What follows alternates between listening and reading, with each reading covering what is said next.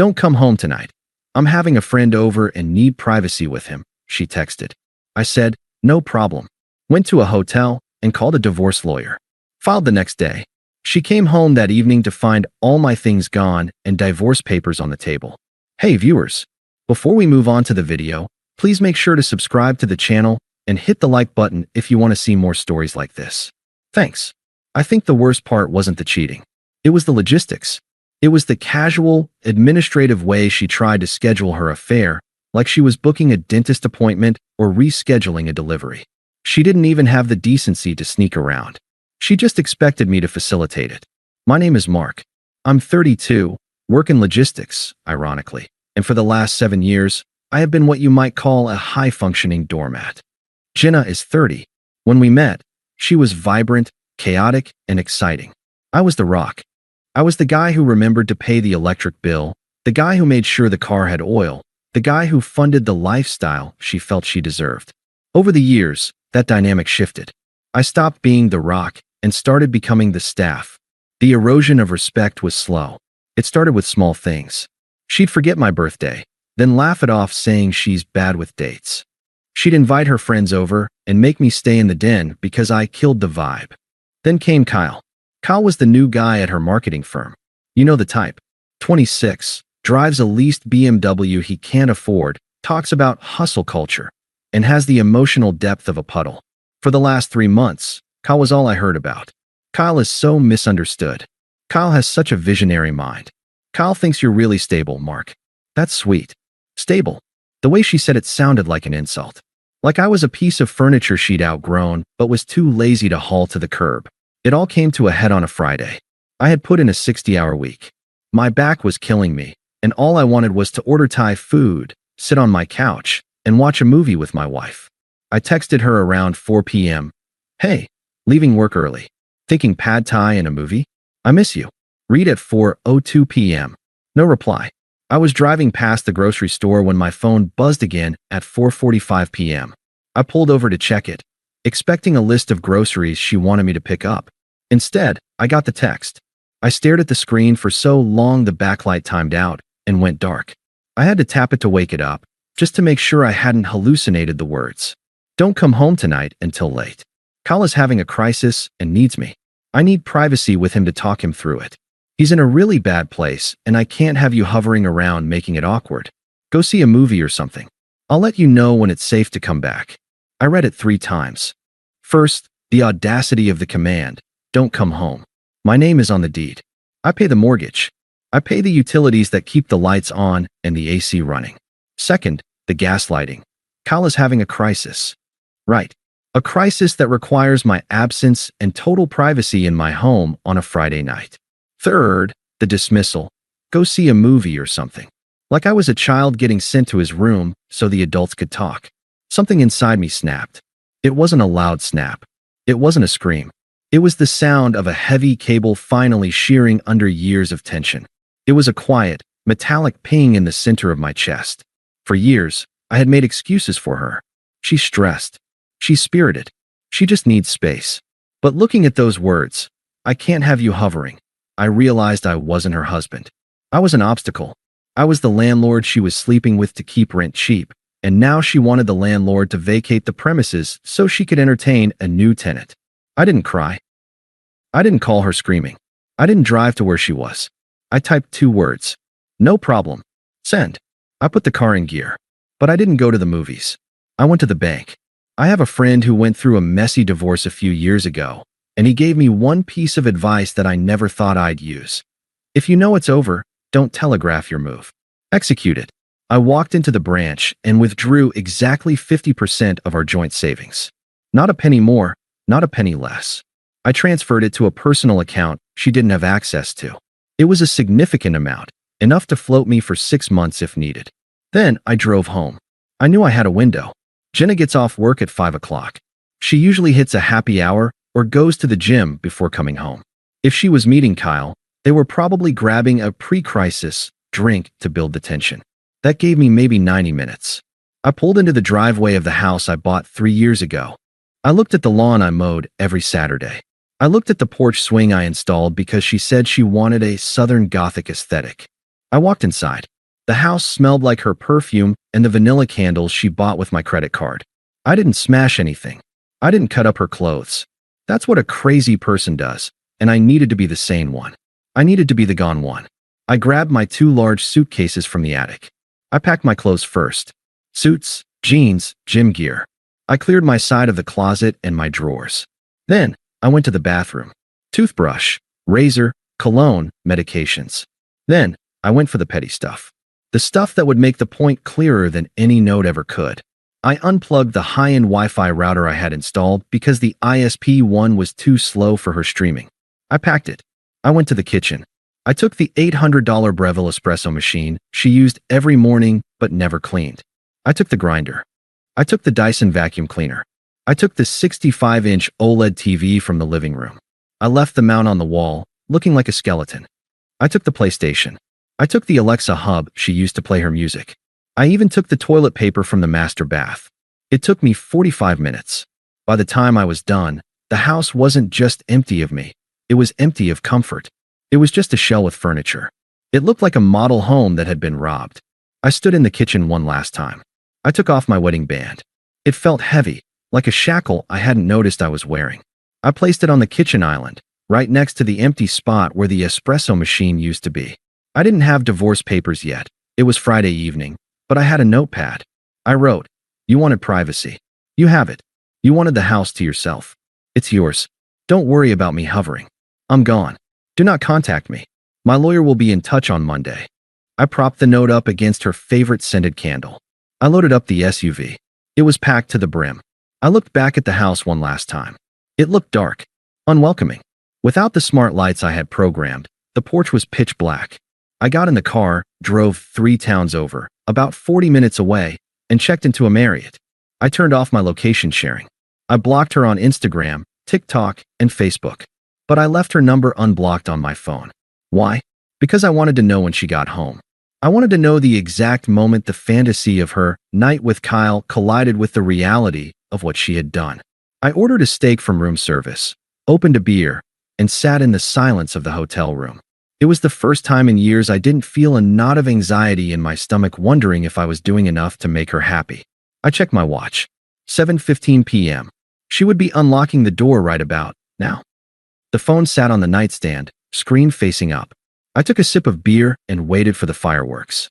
The phone didn't ring at 7:15. It rang at 7:22 p.m. I stared at the caller ID. Wife. I hadn't changed it yet.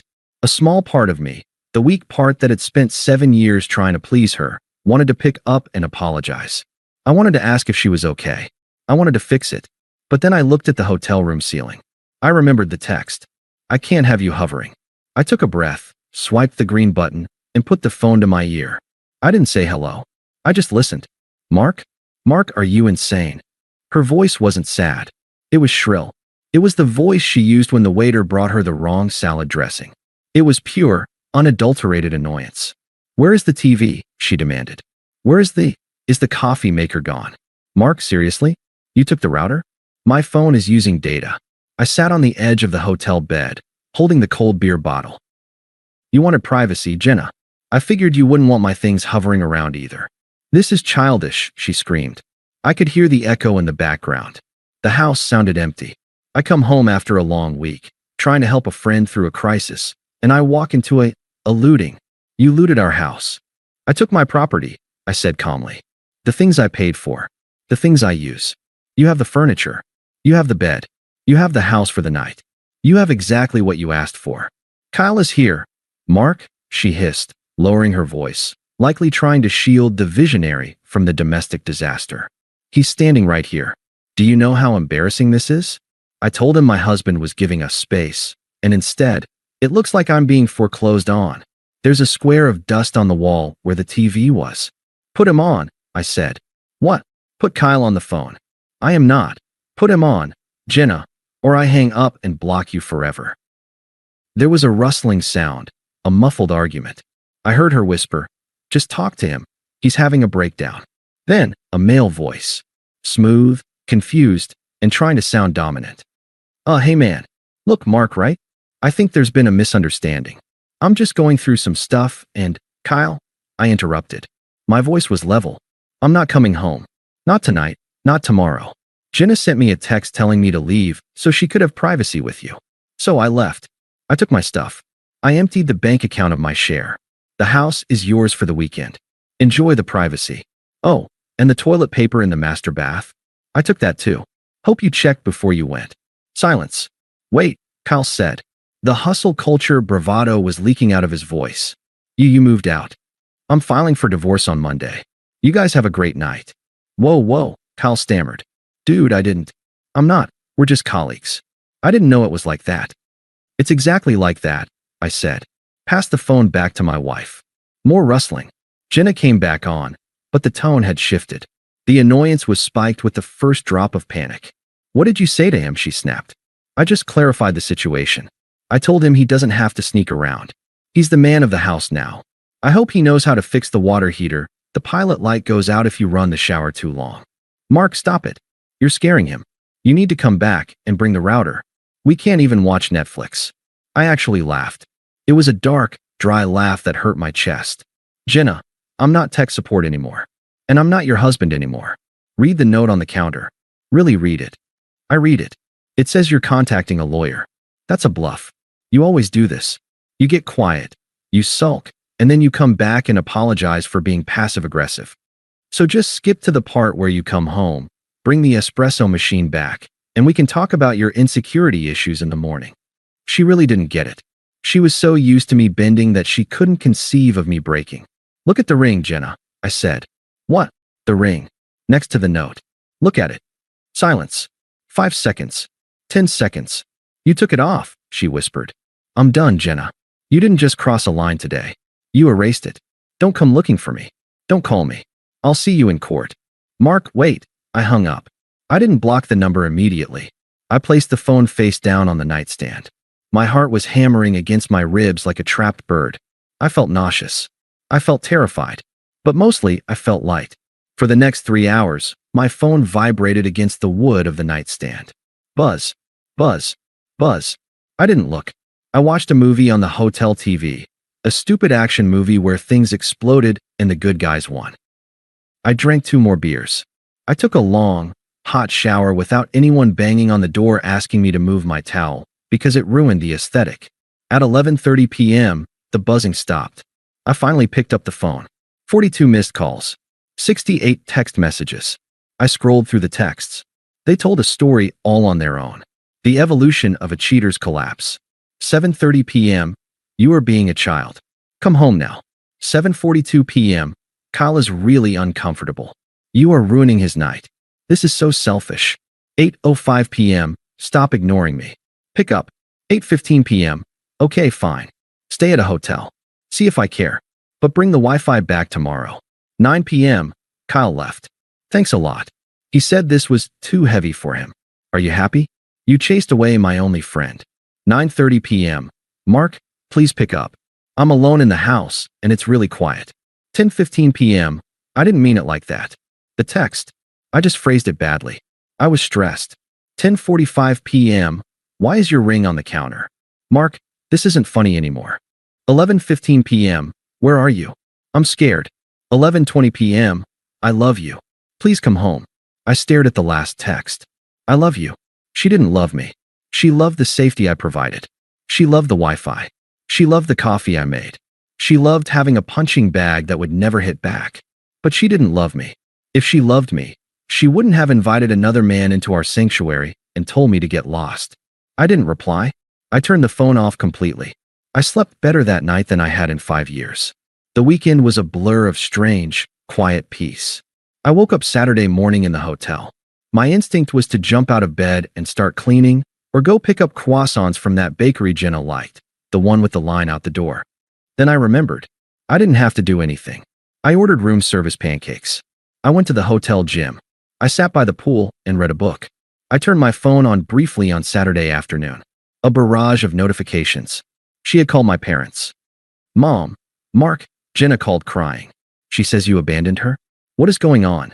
I sent my mom a screenshot of Jenna's original text. Don't come home tonight. Need privacy with him. My mom replied 1 minute later. Stay at the hotel. Dad and I love you. Jenna didn't know it yet, But the isolation was spreading. She had tried to paint me as the villain, the unstable husband who snapped. But the evidence was digital, and it was damning. Sunday night, I sat down at the desk in the hotel room and organized my finances. I calculated my net worth, my assets, and what I was willing to lose to get free. I realized something. I was willing to lose the house. I was willing to lose the furniture. I was willing to lose the status of being a married man. The only thing I wasn't willing to lose was my dignity. I had retrieved it from the trash on Friday afternoon, and I wasn't giving it back. Monday morning, 9 a.m. I walked into the law office of a woman named Sarah, a divorce attorney my friend had recommended. She was sharp, terrifying, and expensive. I sat down, slid the screenshot of the text across the desk, and told her everything. She looked at the text, then at me. In this state, Sarah said, infidelity doesn't always impact the division of assets heavily. However, abandonment of the marital home can be tricky if we don't frame it right. I didn't abandon it, I said. I was evicted. Written notice. I tapped the text. Sarah smiled. It was a shark smile. Fair enough. What do you want, Mark? I want a clean break. We sell the house, split the equity. No alimony. She makes as much as I do. And I want no contact. Done, Sarah said. We can file today. We can have her served by Wednesday. Do it, I said. I left the office feeling 10 pounds lighter. I walked to my car, shielding my eyes from the sun. I turned my phone on. A voicemail from Jenna, timestamped 20 minutes ago. I played it. Her voice was cracked, broken. She sounded like she hadn't slept. Mark, please. I went to work today, and I felt sick. Everyone is asking where you are. I told them you're on a business trip. Please don't tell people what happened. We can fix this. I'll block Kyle. I'll do whatever you want. Just come home. The house it feels dead without you. It wasn't an apology for hurting me. It was a plea to stop her own discomfort. She wanted the staff back because the mansion was crumbling. I deleted the voicemail. I wasn't going home, but I did have one more stop to make before I disappeared completely. I needed to pick up the rest of my mail and close the final loop. I drove toward the house at 11:30 a.m. I knew Jenna would be at work. She never missed a Monday. She had a team meeting at 10 a.m. that she claimed was the linchpin of the company's success.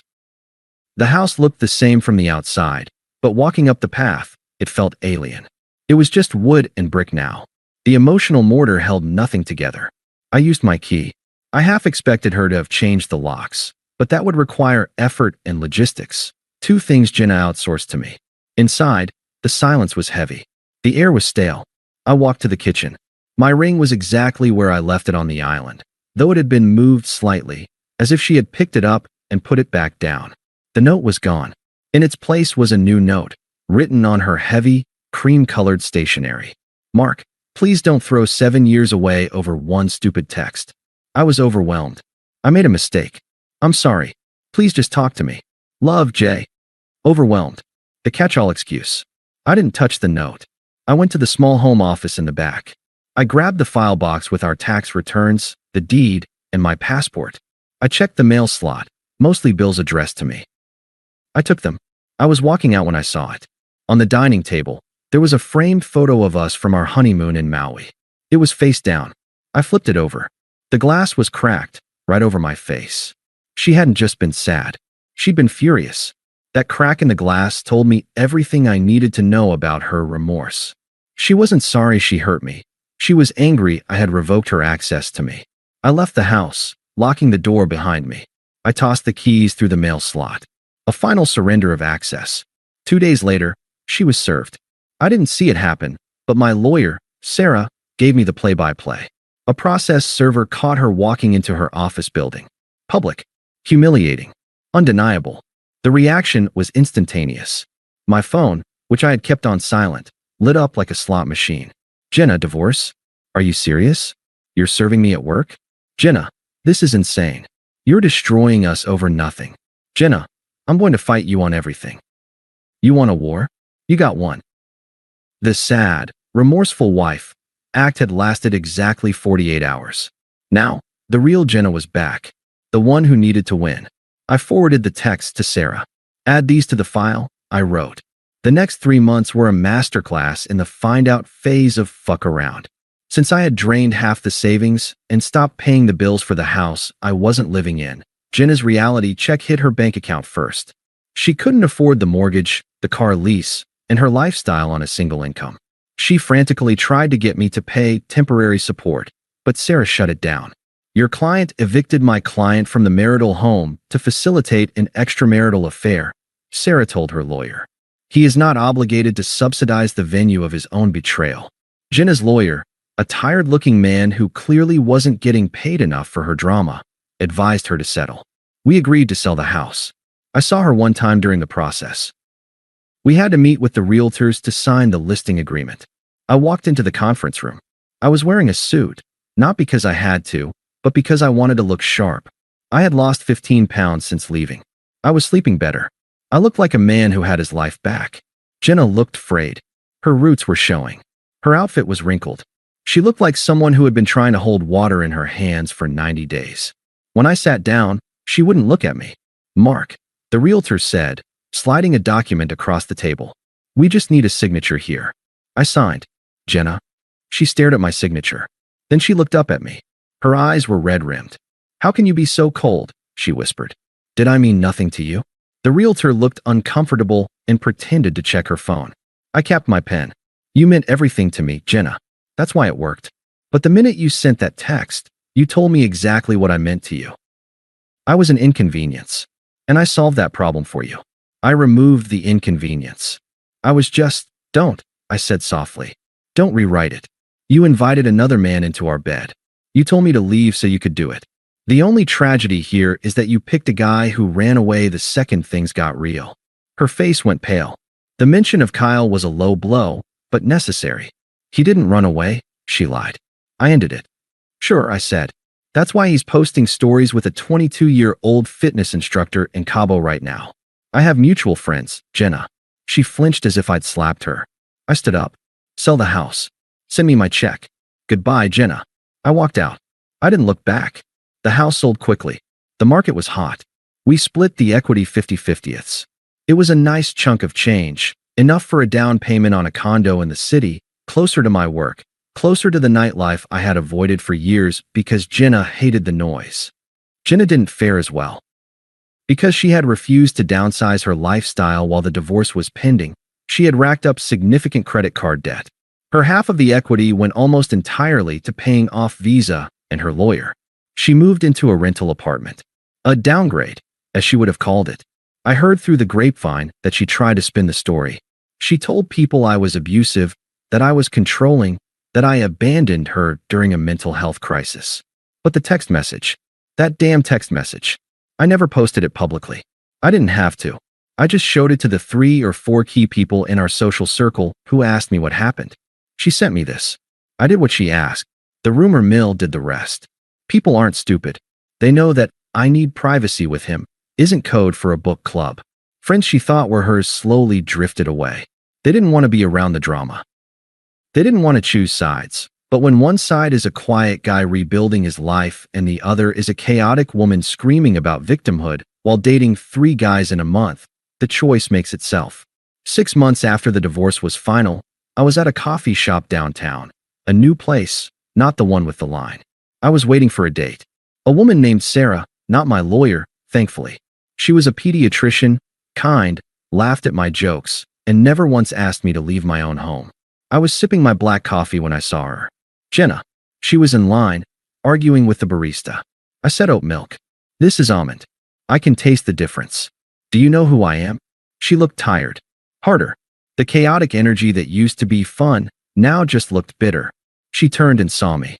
She froze. She looked at my suit. She looked at the calm, easy way I was sitting. She looked at the lack of a ring on my finger. For a second, I thought she was going to come over. I saw her take a step. Then, the door opened. My date, Sarah, walked in. She was glowing, smiling.